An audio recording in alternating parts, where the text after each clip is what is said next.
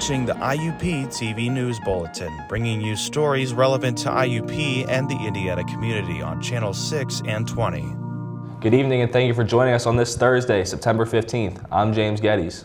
And I'm Jasmine Russell, coming to you this evening in association with the WIUP News. IUP has taken one step ahead in the area of retention. One of them is by creating Crimson Scholar Circle last year. The program that was intended to influence retention and persistence among Black and Brown students. This program includes offering assistance through University College as well as student affairs and university advancement. According to the Division of Student Affairs, retention from fall 2021 to spring 2022 in CSC Cohort 1 totaled 60 out of 70 students, while from fall 2021 to fall 2022 was 42 students out of 70. White Township is approving a final site plan for a new Verizon cell phone tower located at 100 School Street. The approval was delayed due to safety concerns if the tower were to fall down, but Township Manager Chris Anderson says that Verizon is doing extra work to make things safe. Speaking of changes in our community, IUP Libraries is hosting their grand opening of the Information Desk and Learning Commons. Visitors who stop by are encouraged to ask organizers questions on what resources that they can take advantage of. There's career and professional development. D2A2, the Disability Access, is here to talk about where they moved to their new location. So it's really just about sharing with the students all of the services that we have available to them. Not to mention the Writing Center, Alex Math Lab, and University College Group, which are just a few of the participating organizations. So we help a wider range of people, spreading from autism, depression, anxiety, all types of things, and we let them know that they can get any accommodations for their disabilities that they need. These resources will be at the library throughout the semester, with even more locations like the STEM shop coming soon. For the first time in months, gas price averages have held steady across the state and country. According to Gas Buddy, Pennsylvania's average is currently sitting at about $3.92, which is a 7-cent drop in the past week and a 39-cent drop since last month. One could hope that the steady decrease in price continues as the winter months creep upon us. It is now more than 21 years since our nation endured one of the most significant acts of terrorism ever. Among the 3,000 innocent people who lost their lives that day, 3 of them were IUP alumni and members of the IUP family. They were remembered in a speech by IUP President Michael Driscoll. We lost 3 of our own, alumni, members of the IUP family, Donald Jones, William Moskal, and William Sugra. But it goes beyond those 9,000 people, the dead and the wounded. There are thousands upon thousands of friends and family members who were left to deal with the sorrow. 20 years may have helped heal their wounds, but they have the scars. Law enforcement and other service people were honored today following the speeches from alumni and company. Over 400 of them in total were lost in the attacks. 22 GOP governors are expressing their disagreement with President Biden's decision in student loans forgiveness. Officials say they feel as though his plan tends to benefit mainly the upper class. Republicans have been blasting the policy for weeks, even though some lawmakers are attempting to pursue legal action to block the relief from court. Biden's education department says the policy withstands and borrowers should get ready for applications in early October. The first United States death from monkeypox has occurred in Los Angeles County. The CDC has linked this death to not just monkeypox, but also a severely weak immune system response. Deaths from monkeypox are extremely rare and often affect babies, pregnant women, and people with weakened immune systems. To date, there has been 22,000 confirmed cases of monkeypox in the United States this year. Operation London Bridge is underway in the United Kingdom. This follows the passing of the longest reigning monarch in British history, Queen Elizabeth II. Today she lies in the Palace of the Westminster after events including a service at St. Paul's Cathedral, which was broadcast live across the world. Past and present world leaders, including Boris Johnson, are reflecting on the life of Her Majesty. She showed the world not just how to reign over a people, she showed the world how to give, how to love, and how to serve. And as we look back at that vast arc of service, its sheer duration is almost impossible to take in. In the wake of these changes, King Charles III is now taking on her duties with a message to reassure the people. As the Queen herself did with such unswerving devotion, I too now solemnly pledge myself, throughout the remaining time God grants me, to uphold the constitutional principles at the heart of our nation. And wherever you may live in the United Kingdom, or in the realms and territories across the world, and whatever may be your background or beliefs, I shall endeavor to serve you with loyalty, respect, and love, as I have throughout my life. Russia has spent over $300 million on influencing foreign elections since 2014, U.S. officials say. The funds have affected elections in over 24 countries, including the U.S., with the likelihood of other undetected interferences. The sharing of this data is being done to spread awareness across the world about Russia's tactics, as well as to put Russia on notice. In other Russian news, dozens of Russian municipalities have signed petitions for Vladimir Putin to resign. The petition made claims of vote rigging in Russia's local elections. A team of astronomers at the University of Montreal have discovered a newly found planet that officials are calling an exoplanet, which is located beyond our solar system. PhD student Charles Kadukes, who led the team to their discovery of the potential new world, says there are a lot of uncertainties about the composition of the planet. However, the discovery also shows that the planet has a lot of water, about 20 to 30% in mass. He also mentions that currently there are about 5,000 exoplanets.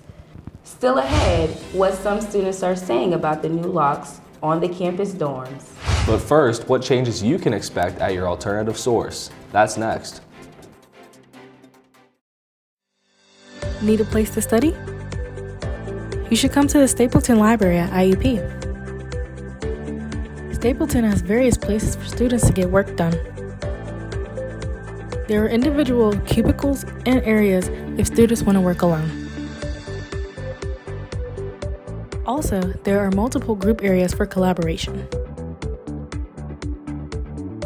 It's a good place to get schoolwork done, and it beats sitting in your room. Some are fine with the idea of having cards to get into your dorm rooms, but in this story I've also learned that others are becoming skeptical regarding the changes to the locks of residents living on IUP campus. There have been many new changes at IUP this semester, one of them being how students get into their dorm rooms. IUP has recently switched over its locking mechanism in some dorm buildings, going from traditional iCard scanners to mobile Bluetooth technology using the app Best Switch. The changes were made to eliminate the problem of lost iCards. I talked with Alex Donaldson, a freshman student at IUP who has already experienced the new changes. I mean, I came back from winter break, and I didn't really know how to work the system. It took me a few minutes to figure it out, but since then it's been pretty easy. It's pretty efficient, just going back to my phone, and I already have it out, and then just putting it on the door. The problem is, though, when my phone dies, I get locked out of my dorm. So I gotta, make sure my phone's charged, and sometimes that's not possible with classes going on all day. Personally, I prefer the old system just because it was immediate, just using the iCard to get in and then get into the other one. But the new system has its perks, and I think I'll adapt to it. Other students like Tyler Myers have not experienced the changes yet. Tyler told us his concerns about the new system going into next semester. Yeah, so I still have the old system, which is just the iCard swipe, and some concerns I have is like my phone dying from going to classes all day and stuff, and like being on it, and like not being able to get into my dorm because my phone's dead. I think I'll be able to adapt to the new system when it comes out. It won't be that hard, I guess, to get used to it, but it is kind of going to be annoying because you have to use your card to get into the hall, and then you have to use your phone to get into the door, which is like two different things. And like, let's say your phone were to break or something, then you wouldn't be able to get into your dorm. You'd have no way to get in there, especially if you live alone. IUP has found ways to alleviate these concerns by placing charging stations in the dorm buildings just in case students' phones run out of power. I was able to have students give us a tutorial on how the new locks work. So you just got to activate it on your phone, do it over there, let that go green, you open it up, and then you get in your dorm. The new changes are only in Suites on Pratt, Ruddock Hall, Maple East, Northern Suites, and Walwork Hall. Delaney Hall, Putt Hall, and Stevenson Hall are expected to transition over the next year. This has been James Geddes, reporting for IUP TV News. If you didn't hear earlier, IUP News is collaborating with our local radio station, 90.1 WIUP FM, where you can also receive up-to-date news made by students in multiple communications classes. They are also having to deal with the changes made recently, which Cole Carter addresses here. If you visit Philadelphia Street in downtown Indiana, PA, you're likely to hear a radio tune to 90.1 WIUP FM. WIUP FM is the student-run radio station here at IUP. Located in Davis Hall, WIUP FM's studio uses state-of-the-art equipment that allows student DJs to work in a professional radio environment. I think that I would describe the environment as a, pseudo-professional learning experience. And obviously, the beautiful part of that is the fact that they upgrade their equipment frequently, so you're always using top-of-the-line equipment. If working in an environment like this sounds good to you, then you're in luck. WIUP FM is always looking for new on-air DJs. This is what one of the senior DJs from WIUP FM, Ian Zimmerman, had to say about his experience with the student radio. So I started being a radio host on WIUP FM as a freshman. I did the Smash Alley time slot from 12 to 2 a.m. That was a rough one, I'm going to be honest, but it was a great opportunity for me to expand my horizons into an industry that I really didn't think I'd be any good at, and I made a lot of great friends along the way who I still talk to after they graduated, so there's that too. If you want to listen to WIUP FM and you're in the Indiana area, you can turn your radio to 90.1 for your alternative source. If you're not in the Indiana area, but would still like to listen to the student-run radio, you can tune in on their website, wiupfm.org. This has been Cole Carter, IUP TV News. Next on IUP News, what Static is doing to increase student engagement. Also, hear what our reporter Daniel Ebling says can help students eat on the go. Your future beckons, calling from a place where there's plenty of room to grow, where possibilities are abundant, where you'll be challenged every day to uncover the best version of you, where you can blossom. The place, IUP. Here, like the clusters of oaks in our renowned oak grove, we're united in helping you reach new heights. Ready to heed the call? Get in the grove at IUP. It's easy to say that a handful of people going to IUP are aware of the Students' Activity Committee, or STATIC for short. The group sets up events for students throughout each semester, and our producer/reporter, Stoker Wyzorek, shows us why this idea might be their biggest one yet. So you've got some time and no plans to fill it up. This organization gets that. We have our events, we have certain services, but we're really focused on bringing that for all students. Undergraduates and others looking for something to do can now come to the IUP Hub, where the Student Activity Committee, STATIC for short, has opened up a room for peers to hang out and interact. Student Activities Coordinator Ryan Sharp says, quote, "It's a way of giving back to the students." So if we have all our events at 7 o'clock at night and you have class at night, for whatever reason, you're not able to come to our events.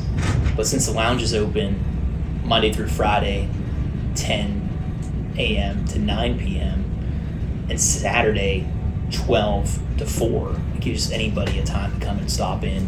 Sharp says the students are welcome to come and enjoy the perks of this lounge, like the snack bar with a fridge and freezer, a PS5 gaming console, foosball, cornhole, and more.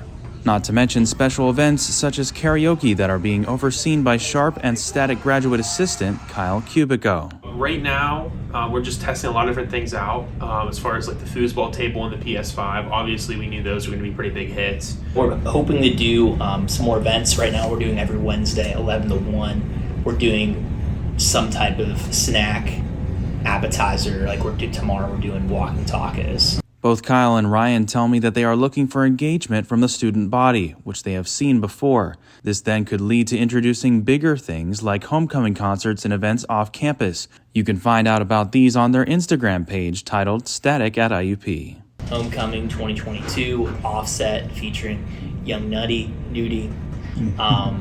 We're really excited about that show. Tickets are on sale right now. Box office is open at KCC from 10 to 2 Mondays through Fridays, so definitely make sure students are getting their tickets. In Indiana County, Stoker Wyzorek, IUP News.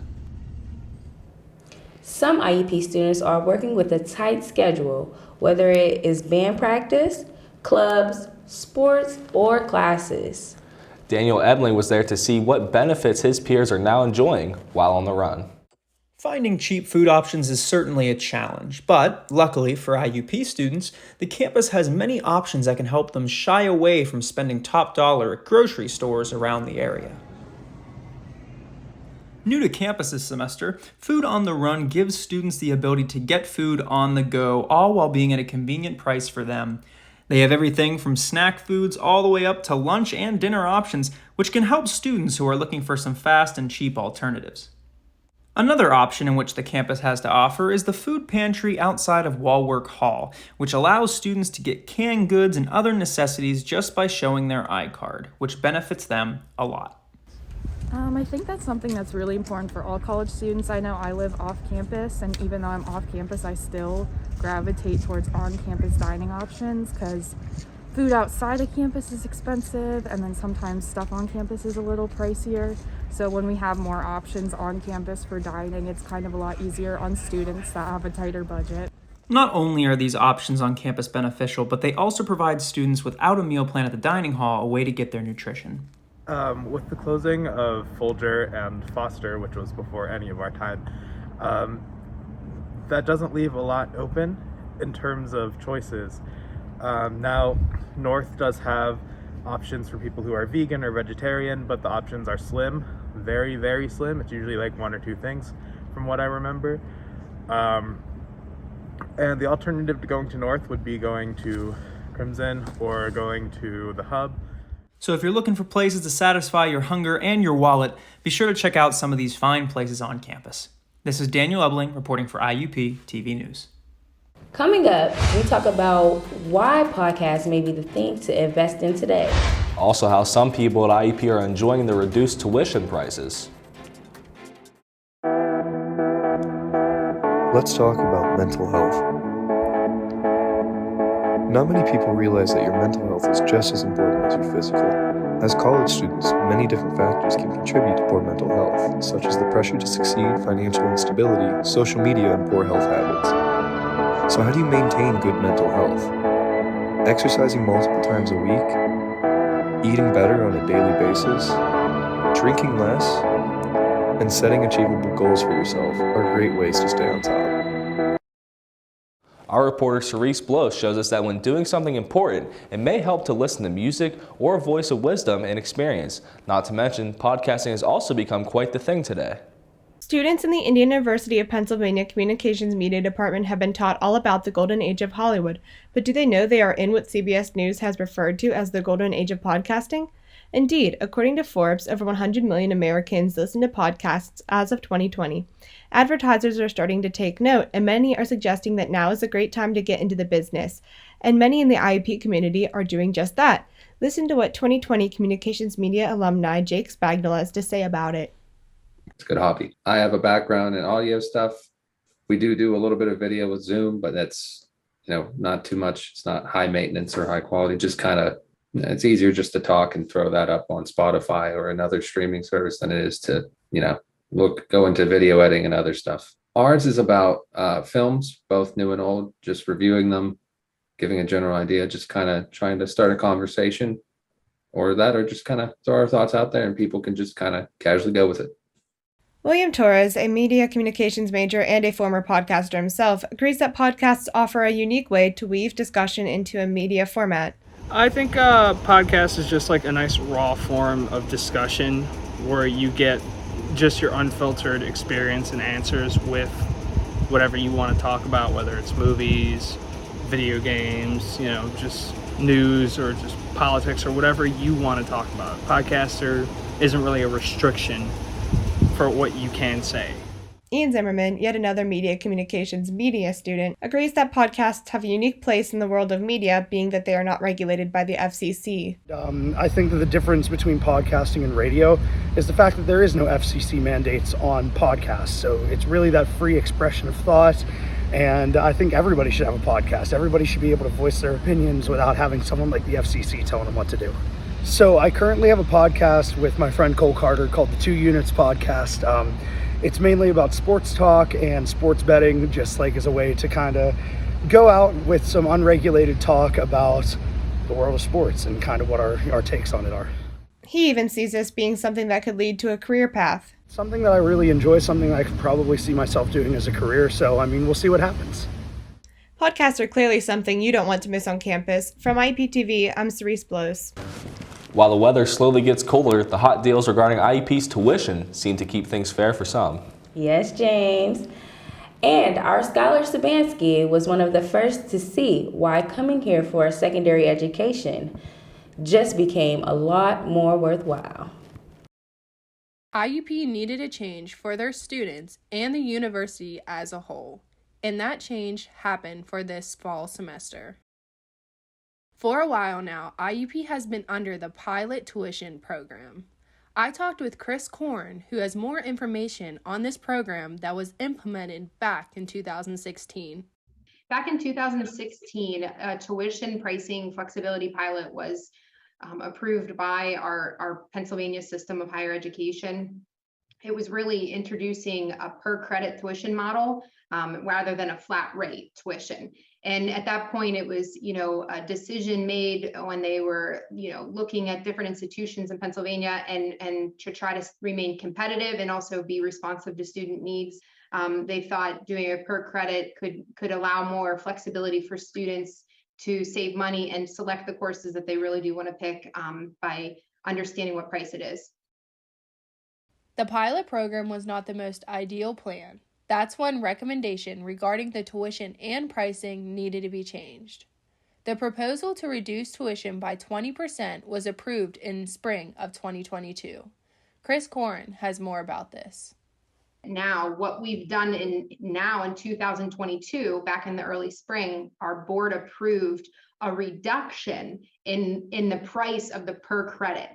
So the decision to do that, we call it now the IUP's tuition affordability plan, and that results in a reduction in the annual tuition cost for in-state undergraduate students taking 12 to 18 credits by almost 20%. So it really went from roughly 9,000 to about 7,000. And so you really do, there's some nuances to the change, but majority of undergrad students who are full-time are in the ballpark of taking 12 to 18. And it's important to stay within that because anyone knows in higher ed, if you exceed 18, that, there's some special permissions given just because that there's some implications of your financial aid. Not only will this reduce in tuition help students out financially, it will also help IUP's enrollment that has now dropped below 10,000 for the first time in decades. With that being said, let's hear from a current IUP student, Letned Jimenez, on how this change has benefited him. The change in tuition has benefited me in so many ways. One of the ways that I can say that it has benefited me was saving money. I know that was a huge struggle for me. So having that little cut or deduction has helped me save money and be able to afford college more. With the financial issues starting to be stable, students are excited for the future of IUP. There are a lot of things that I'm very excited to see. and the IUP community and for students, staff. But one thing that I'm really excited about is to see the enrollment and financial status of IUP continue to exceed. I believe IUP is taking the right steps. President Driscoll said it's time to take on a more student-centered focus at IUP to help families finance at a university education. We, as IUP students, are excited for the future changes for this university to come. Reporting in Indiana, PA, my name is Skylar Sabansky. IUP News. Looking for some new entertainment? Check out IUP TV today. This station features student-created content such as The Big Hit for sports coverage, Animation Nation for all things anime and tunes, Indie Rockers Ball for local music acts, Press Start for your game fix, and Witticism for a laugh. Tune in on campus TV or on our respective YouTube channels today. There's something for everyone, made by the people that you know. The IUP Haven Project is hosting an umbrella making workshop in association with Rain Day. The purpose is to raise awareness and educate people about sexual violence on college campuses. The event is taking place from 6 to 8 p.m. today in the Folger Student Center. More events ahead. We have Chalk the Walk, where students will be able to express their goals on, quote, pushing back against book banning. English graduates at IUP are hosting the events this coming Monday from 9 a.m. to 4 p.m. in front of the Stapleton Library. That'll do it this week for IUP News. I'm James Geddes. And I'm Jasmine Russell. On behalf of the IUP News team, we want to thank you for choosing us as your local news source. Please take care and good night.